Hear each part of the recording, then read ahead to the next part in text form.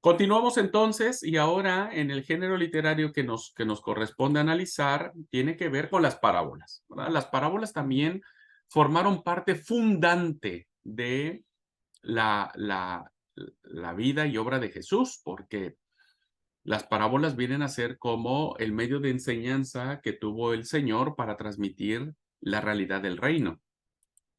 Entonces, la parábola se presenta como una comparación. Recuerden, parábola es comparación. Es como, siempre. El reino de los cielos es como una perla. El reino de los cielos es como un tesoro escondido. El reino de los cielos es como una mujer. ¿Verdad? Es una comparación desarrollada en forma de historia.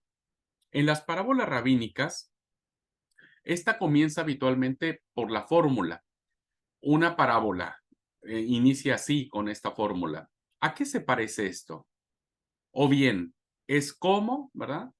Y entonces fácilmente se introduce la escena de un rey. Es como un rey que dejó todos sus bienes a cargo de tal y luego mandó a su hijo tal, ¿no? O de un propietario agrícola. Es como un hombre que salió a sembrar y la semilla cayó tal, la otra semilla cayó allá, ¿no? Entonces, siempre el género de parábola es un género muy, muy importante porque introduce con esta fórmula y entonces sabemos que lo que va a venir a continuación es una comparación. Ajá. El reino de los cielos no es una perla, es como una perla. ¿Verdad? El Espíritu Santo no es una paloma, es como una paloma. ¿Me explico? Porque a veces pensamos que el Espíritu Santo es una paloma y el texto dice, y descendió el Espíritu en forma de paloma, es decir, como paloma, no una paloma. Bien, puesto que la parábola es una comparación, normalmente se puede resumir en dos frases, así como o así también, que es el enlace, ¿verdad? Así como esto sucedió, entonces la enseñanza es la que viene. Así también nosotros tenemos que aprender de la parábola de la higuera, etcétera. Para ello, hay también que dejar de lado todos los rasgos secundarios que no aparecen en la conclusión, como por ejemplo la parábola de los obreros de la hora undécima, que aparece en el Evangelio de Mateo 20, del 1 al 16, ¿no? Es decir, esta es una parábola en donde no nos habla acerca de los aspectos incidentales que tiene que ver con de los obreros de la viña, ¿verdad? Eh, el de la hora sexta, el de la hora novena, etcétera, sino que va directamente a la enseñanza que tiene el pasaje. Bueno, en género de parábolas. El otro género literario que encontramos son las controversias. No solamente hay relatos de milagros, no solamente hay parábolas. Queden tranquilos que en el tema de las parábolas vamos a abordar mucho más cuando veamos, por ejemplo, Lucas. Lucas tiene material propio de parábolas que no tiene ni Mateo, ni Marcos, ni Juan. Así que es material propio de Lucas. Y, por ejemplo, la parábola del hijo pródigo, la parábola del buen samaritano, son lucanas, 100% lucanas. Así que después, cuando veamos los libros en particular, volvemos al género de parábolas. Bien, tercer género literario que encontramos en los evangelios son las controversias. La controversia o la disputa que había entre Jesús y sus adversarios se conoce como género literario de discusión, ¿verdad? La discusión que existía entre personas que tenían conocimiento de un tema o que estaban al mismo nivel como para refutar o rebatir las distintas posiciones que alguien pudiera tener. En ese caso, el recurso a la escritura es el elemento fundacional y se introduce cuidadosamente, o sea, como está escrito. ¿Qué decís vos? Moisés dijo que si encontrábamos a una mujer tendría que morir apedreada. La discusión, ¿verdad? Siempre va en función de la interpretación que se pueda hacer de las escrituras, más o menos de acuerdo a, a intereses personales o a interpretaciones particulares. Pero vemos que hay muchas controversias. Jesús pelea en el buen sentido, discute mucho, principalmente con los fariseos, principalmente con los escribas, principalmente con los saduceos. Hay mucha diferencia. Jesús entonces se enfrenta a menudo con sus adversarios y al parecer maneja el argumento escriturístico con gran maestría. Jesús cita las escrituras, ¿verdad? Sí, Moisés mandó a dar carta de divorcio, pero según dice Jesús, yo sé, las escrituras dicen que desde el principio no fue así, ¿no? Entonces mucha gente se maravillaba de cómo citaba las escrituras, cómo las entendía, ¿no es cierto?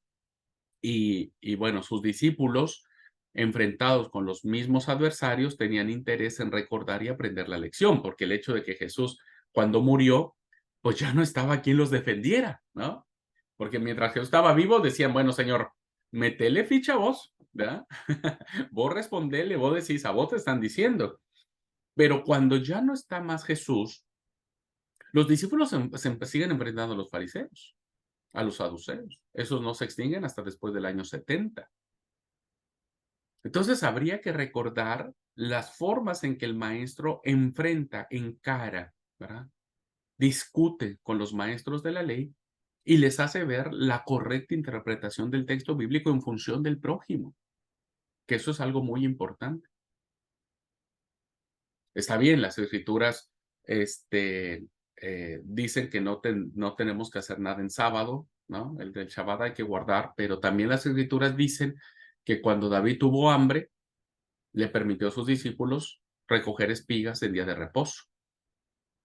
Bueno, entonces, estas discusiones y estos posicionamientos fuertes eh, permean mucho en el texto bíblico, ¿eh? O sea, ustedes van a encontrar, principalmente cuando Jesús, según los evangelios sinópticos, cuando Jesús sube a Jerusalén ya para ser entregado, para ser crucificado, hay muchos pleitos en el templo o muchas discusiones que él tiene en el templo en función de la interpretación que daban acerca de las escrituras. Así que las controversias es un género literario muy interesante que aparecen allí para, cada uno quería defender su propia postura, pero Jesús es mucho más inteligente y le cita las escrituras de tal manera que ellos ya no tienen forma de cómo replicarle al Señor, ¿no?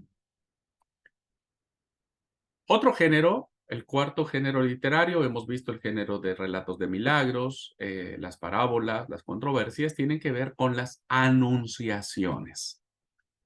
Dios anuncia a un personaje que debe cumplir una misión en el seno del pueblo. Se trata de un género literario muy conocido en el Antiguo Testamento y que aparece varias veces en el Nuevo Testamento, cuando se anuncia a alguien. Por ejemplo, en el libro de los jueces, bueno, sabemos ahí que hay el anunciamiento de los jueces que se van a levantar para defender al pueblo, ¿no? Que está siendo oprimido. Ahora, este género de anunciar a una persona que va a cumplir determinada misión también se encuentra en el Nuevo Testamento y por lo general cuando se hace estos relatos de anunciación se dividen en 7 partes. Primero se presenta la escena y los personajes, ¿no? Recuerden, los escritores están usando modelos literarios para transmitir esas historias que oralmente les han llegado. Pero ahora tienen que escribirlas. Y el gran desafío es cómo escribirlas, ¿no? No puedes escribir de manera desordenada, porque nadie te va a entender. Bueno, en el género de anunciaciones, por lo regular se elige este patrón de 7 partes. Primero se presenta la escena y los personajes. Luego, un enviado divino saluda al personaje. Este se extraña, manifiesta su temor. El enviado divino comunica su mensaje. El quinto elemento dice esto provoca una pregunta por parte del interesado. ¿Cómo se hará lo que me has anunciado? Y hay una nueva precisión, o sea, hay una nueva forma de decirle, ah, mira, va a pasar de esta manera. Se da una señal, ¿no? Se pide una señal. Y finalmente el enviado divino se retira. Esto lo vemos básicamente, me viene a la mente todos estos elementos cuando se anuncia el nacimiento de Sansón, por ejemplo, ¿no? Y la historia inicia presentando a los padres, ¿no? De qué tribu venían, quiénes eran. Luego hay un ángel que se les aparece, ¿verdad? Esto les da miedo a ellos, como diciendo, hemos visto al ángel, vamos a morir. El ángel le dice a los padres, no tengan miedo, van a tener un hijo, ¿verdad? ¿Y cómo va a ser esto? Va a decir si es imposible. Y bueno, no, ustedes van a tener un hijo, Dios lo ha dicho, pero será un hijo especial y no tomará sidra y no se le cortará el cabello porque es nazareo, consagrado a Jehová. Entonces los papás le piden una señal, ¿verdad? El ángel se las da y al final el ángel se mete en el humo del holocausto que se había levantado y desaparece. Bueno, este género literario muy antiguo, ¿verdad? Aparece también en el Nuevo Testamento. Y el ejemplo que tenemos, ¿verdad? Es la anunciación del nacimiento de Jesús, ¿no? Si vemos este relato de anunciación, encontramos que se presenta la escena y los personajes. El nacimiento de Jesucristo fue así. Estando desposada María, su madre, con José, antes que se juntase, se halló que había sido concebida por parte del Espíritu Santo. Ahí está la escena, con los personajes, está demostrada la situación, ¿no? Luego viene el enviado. Versículo 20, estoy leyendo el capítulo 1 de Mateo. El versículo 20 dice, he aquí un ángel del Señor se le apareció en sueños y le dijo a José, ¿no? Eh, luego, en este caso, no hay, hay un extrañamiento porque dice, no temas en recibir a María tu mujer, porque lo que es engendrado del Espíritu Santo, y despertando Josué del sueño, hizo como el ángel del Señor le había mandado y recibió a su mujer. Aquí lo extraño es cómo recibir a una mujer que está embarazada, tú no la has tocado, pero hay un ángel que te dijo. Bueno, el enviado comunica el mensaje, ¿verdad? ¿Cómo se hará esto? Viene después en el capítulo 2. Las señales que el ángel le pide a José que salga del lugar porque Herodes está matándolo. Y finalmente el ángel desaparece después de que le ha anunciado que puede regresar nuevamente porque ya el que está deseando la muerte eh, en el versículo 19 del capítulo 2, el ángel se ha ido, ¿verdad? Bueno, básicamente estos elementos de la anunciación, de anunciar a alguien, está. Lo mismo sucede cuando aparece en la predicación de Juan el Bautista, etcétera. Este es otro género literario, el género de la anunciación. Otro género que encontramos que usan los evangelistas, perdón, ya esos son los géneros literarios que tenemos. Ahora, vayamos a los estilos literarios, a la forma de expresar esto. Y como estilo literario, vamos a tener el estilo epifánico o teofánico. Estos estilos de expresión de algún acontecimiento tienen que ver con aspectos sobrenaturales. Es decir, este modo de expresión quiere manifestar que Dios se hace presente, ¿no? Cuando se utiliza, se toma ordinariamente expresiones de la teofanía fundamental. ¿Dónde encontramos una escena teofánica? En el Éxodo, en el Sinaí, donde según el libro, hay fuego y relámpagos, la montaña tiembla, hay una nube, una columna de fuego, hay ruidos extraños, hay todo un espectáculo, ¿no? de poder de la naturaleza, y en ese poder de la naturaleza se manifiesta Dios. Eso significa que Dios está allí. Y esa presencia aterradora de Yahvé provoca en las personas sentimientos de miedo, ¿no? De temor. Imagínense ver todo ese espectáculo, a cualquiera le llena de miedo o de temor. Así que el uso de estas imágenes tiene una clara intencionalidad. Quiere sugerir la presencia, no describir acontecimientos. ¿Cuáles son los aspectos o los relatos teofánicos? Déjenme ver si tengo un ejemplo acá, ¿no? La transfiguración, ¿verdad? El relato de la transfiguración es un elemento teofánico. ¿Por qué? Porque si ustedes leen el relato de la transfiguración, ustedes se van a dar cuenta que Jesús toma a dos de sus discípulos, ¿no es cierto? Y a tres de sus discípulos y les dice, subamos a la montaña. Las montañas en los relatos teofánicos, ¿verdad? Tienen que ver con la presencia de Dios.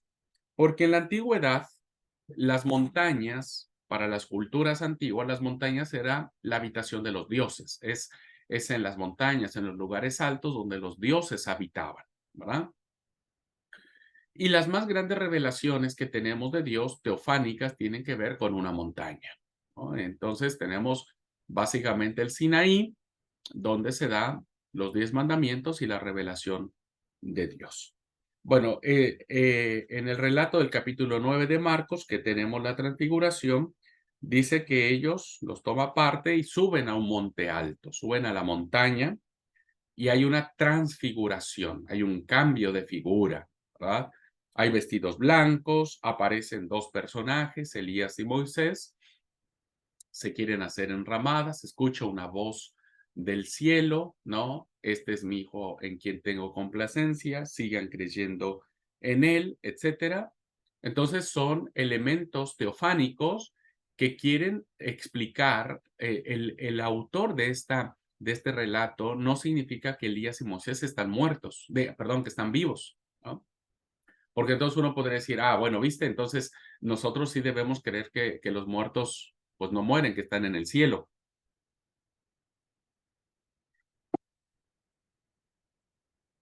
Porque en esta manifestación teofánica encontramos a Moisés y Elías, que ya habían muerto miles de años atrás. El autor está tomando un estilo literario en donde no está determinando bajo ninguna circunstancia que los muertos viven, sino está describiendo una realidad, ¿verdad? De que Jesús es superior a la ley y a los profetas, porque Moisés representa la ley y Elías a los profetas, las dos grandes instituciones del judaísmo. Entonces, con este relato teofánico, lo que está haciendo el autor es demostrarle a sus oyentes que Jesús es superior a Moisés y superior a Elías. Ujú. Pero este es un estilo literario que expresa, es una manera de expresar una verdad, ¿no? Y lo hace a través de estos géneros teofánicos o epifánicos. Teofánicos es una manifestación de la divinidad. Eso es la teofanía o la epifanía, ¿no? Una manifestación sobrenatural de una divinidad. Otro estilo literario que utilizan los evangelistas tiene que ver con el estilo apocalíptico, ¿no? No voy a entrar en esto, ya hoy sus compañeros de tercer año estamos incursionando en la apocalíptica, pues estamos analizando el libro de Apocalipsis, pero quiero decirles que Apocalipsis no solamente es el libro de Apocalipsis, hay también como género literario diseminado en varias partes del texto bíblico, ¿no? Cuando nosotros encontramos estas expresiones de que el cielo se desgarra, la tierra tiembla, las estrellas caen, el cielo, el sol calienta 7 veces más, la luna se vuelve sangre, son imágenes que muchos de nosotros cuando las vemos de manera literal, pues nos espantan. Sin embargo, todos estos simbolismos pertenecen al género apocalíptico.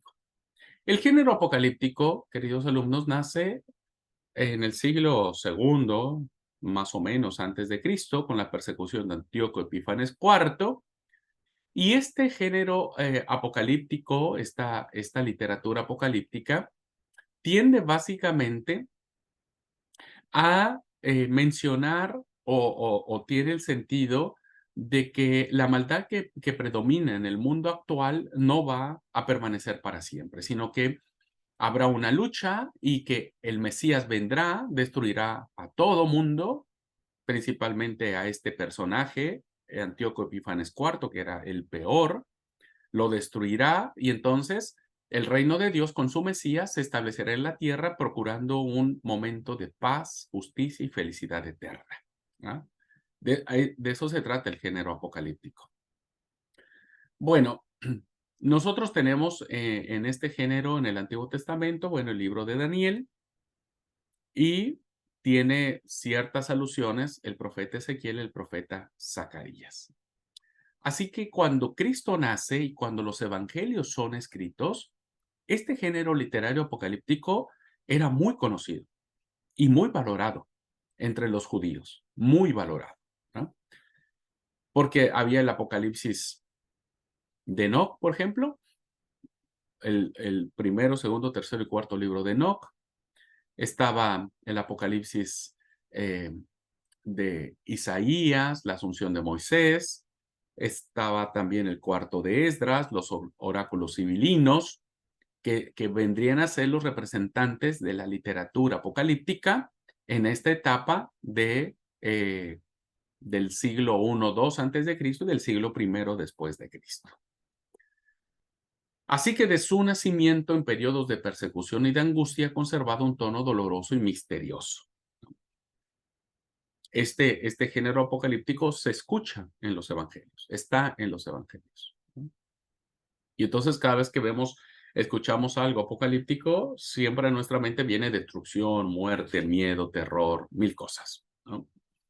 Porque está escrito en símbolos que encierran un profundo dolor por la persecución, pero una grande esperanza de que las cosas van a cambiar. Así que por encima de las imágenes quiere expresar la certeza de que Dios es el dueño de la historia y que intervendrá al fin cuando el mal haya llegado a su final o a su punto máximo para ponerle fin y la justicia se vuelva a restablecer. ¿Dónde encontramos un ejemplo clásico de literatura apocalíptica en los evangelios? Y el capítulo 24 de Mateo, todo el capítulo 24 y 25 es género apocalíptico, ¿no? Es género apocalíptico.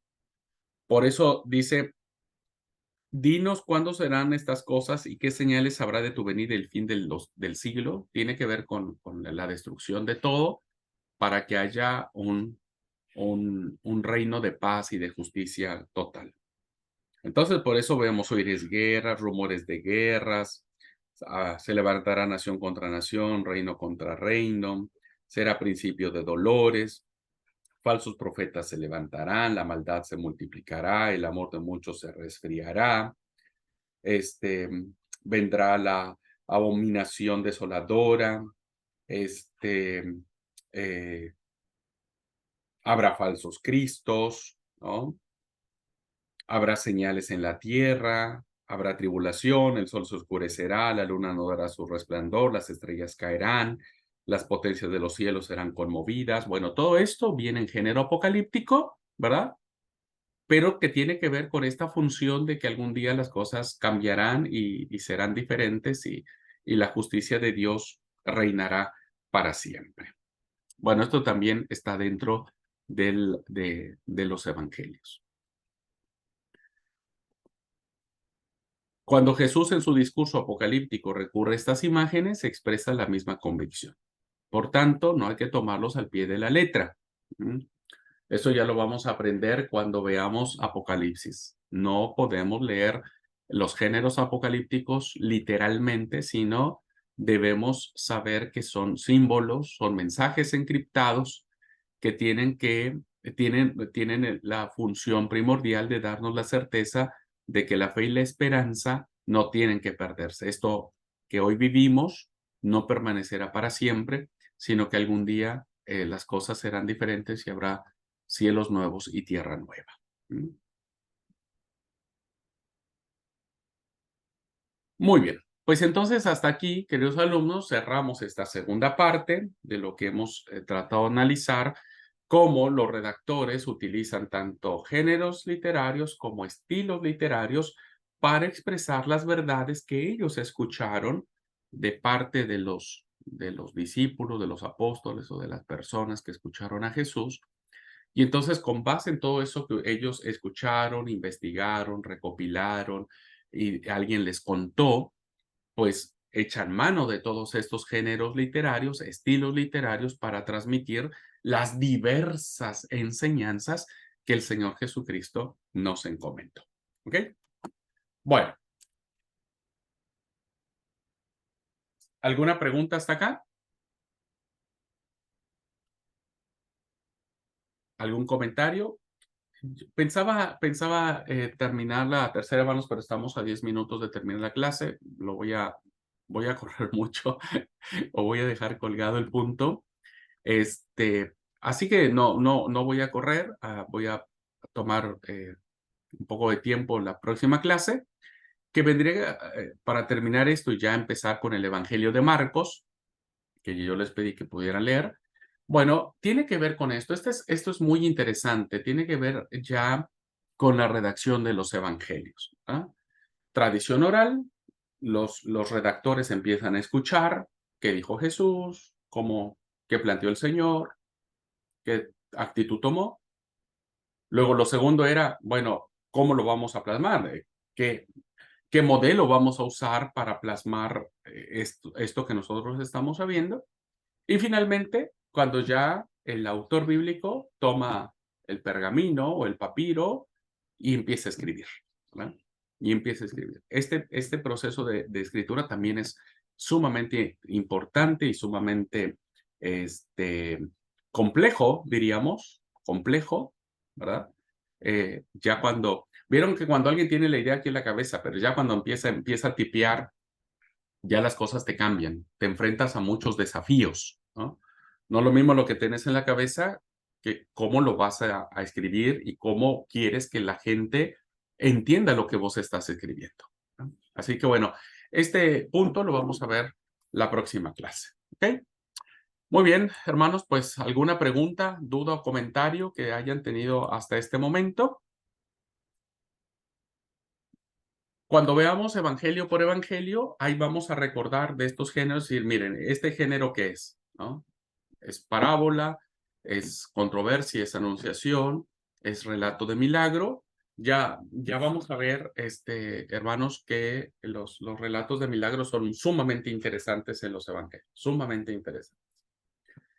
Si ustedes se dan cuenta, si hicieron el trabajo de leer Marcos y de escribirlo, se habrán dado cuenta que Marcos inicia presentando a Jesús como un Jesús poderoso, ¿verdad?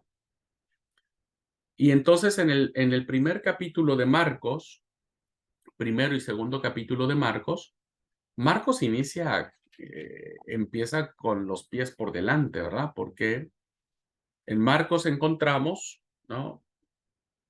A un Jesús que tiene poder sobre las enfermedades porque empieza a sanar a un montón de gente, tiene poder sobre la, este, eh, sobre las enfermedades principalmente, eh, sobre los demonios inmundos, ¿no? Tiene poder sobre los espíritus malignos, tiene poder sobre las enfermedades, que es un Jesús poderoso porque puede sanar a un leproso, porque puede sanar a un paralítico. Hay muchas sanidades por parte de Marcos al principio.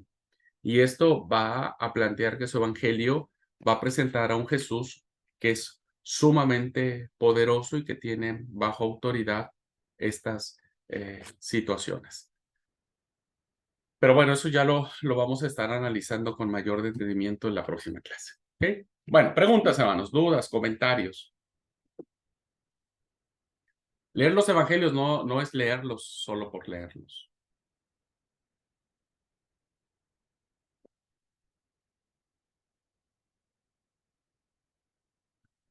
Bueno, pregunta de examen entonces, ¿no?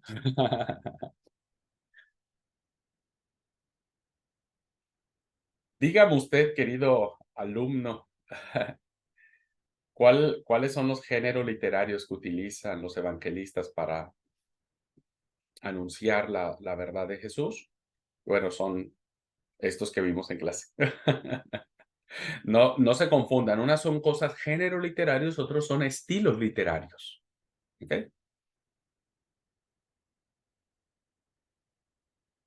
Bueno, hasta aquí vamos bien. ¿Me doy a entender, hermanos? Por favor, si no, avísenme y les voy a decir, vean otra vez la grabación. Bueno, pues, Sí, nos toca ver la grabación. ay, hermanos, la verdad que siento lástima por ustedes, No, que tienen que porque volver a escucharme. no entender, sino porque a titular y poderlos digerir mejor, ¿no? Porque o sea, sí nos explica muy bien cosas que nos toca volver a, por lo menos a mí, volver a mirar. eh, pues creería yo que con la lectura de los evangelios ya vamos como mirando y mirando como todos estos géneros y literarios, ¿no? Muchas veces los hemos leído, hemos pasado muchas veces, pero nunca nos hemos detenido a ver qué nos queda. Pero que todo eso no, nunca pues uno se ha detenido a mirar eso. Y es como tan maravilloso ver desde otra manera todos estos escritos, ¿no? Es muy, muy enriquecedor. Sí, sí, sin duda, mi querida Amanda. Miren, a veces por eso yo digo, nosotros no tomamos conciencia de muchas cosas y bueno, cuando predicamos, bueno, abran el Evangelio de Mateo, capítulo 24 y vean ustedes, hermanos, que algún día las estrellas van a caer. ¿Se imaginan, hermanos? Un día usted va a salir de su casa y va a ver cómo las estrellas van a caer. No, no. Eso es un género apocalíptico y tiene que interpretarse de esa manera. Este, no podemos hacerlo de manera literal porque una estrella, hermanos, ese puntito chiquitito que uno ve allá en el cielo, en el firmamento, es tan grande, ¿no es cierto? Que destruiría no sé cuántos miles de kilómetros alrededor. Una estrella. Entonces, no es literal. Por eso es muy importante que cuando nosotros citemos principalmente los evangelios sinópticos, podamos identificar, es una parábola, ¿cómo? Como les dije, a veces hemos pensado que el Espíritu Santo es una paloma, es como paloma, ¿ah? Es una comparación. ¿No? El pastor Abraham Marín se parece a Brad Pitt, es como Brad Pitt. ¿Ah?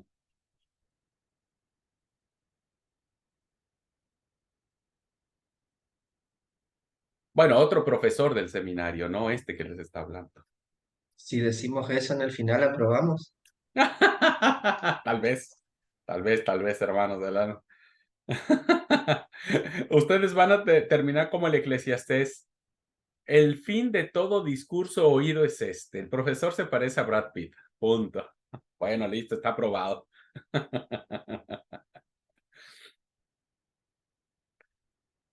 Bueno, Amanda ya se está anotando para el punto.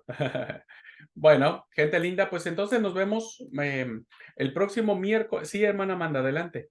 O levantó la manita o... No, solamente le estaba probando que estaba aquí. Ah, bueno, gracias, Amanda. Gracias. Hoy necesito, oye, ustedes se dieron cuenta en la clase, bueno, creo que en muchas clases, pero Hoy me costó trabajo concentrarme, pero bueno, perdón por eso, pero ya me levantó el ánimo de que me parezco a Brad Pitt. Bueno, gente linda, nos vemos entonces ya la próxima semana. Vamos a abordar Marcos. A ver, 1, 2, sí. Luego Mateo y luego Lucas. ¿Ok? Y vamos a profundizar mucho en estos evangelios. Son hermosos, la verdad que son muy, muy lindos los evangelios. Ojalá nos dé tiempo. Yo voy a hacer un tiempito para explicarles qué es el documento Q, ¿verdad? Que es el documento primitivo. Para que ustedes sepan qué es el documento Q y cómo este está inserto principalmente en Mateo y Lucas. Marcos no bebe de Q, no toma Q, pero sí Mateo y Lucas. Así que bueno, voy a hacer un tiempito para hablar sobre el documento Q. Bueno, gente linda, Dios los bendiga. Abrazos para todos. Pasen un feliz miércoles. Nos vemos mañana en Apologética. Abrazos, bendiciones. Chau, chau. Paz, hermano.